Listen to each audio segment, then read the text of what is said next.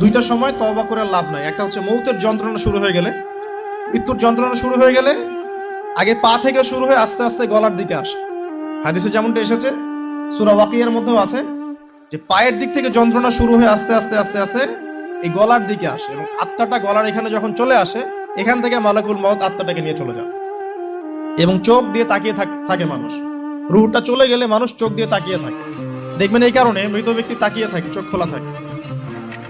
এবং তখন আসমান থেকে সিঁড়ি নামিয়ে দেওয়া হয়, ওই সিঁড়িতে করে আত্মা চলে যাচ্ছে, ও তাকিয়ে দেখে যে আত্মা চলে যাচ্ছে।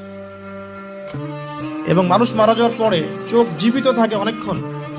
মেডিকেল সায়েন্স যারা পড়েছে তাদেরকে জিজ্ঞাসা করবে, মানুষ ডেড হয়ে গেলেও চোখ দেখবেন আরো কয়েক ঘন্টা, আরো নির্দিষ্ট একটা সময় পর্যন্ত চোখটা কিন্তু জীবিত থাকে। এই জন্যে চোখ বন্ধ করে দিতে হয়। যাই হোক, যেটা বলছিলাম যে মৌতের যন্ত্রণা শুরু হয়ে গেলে তওবা করে লাভ নাই, তওবার দরজা বন্ধ। আর পশ্চিম দিক থেকে সূর্য উঠে গেলে তওবা করে লাভ নাই, তওবার দরজা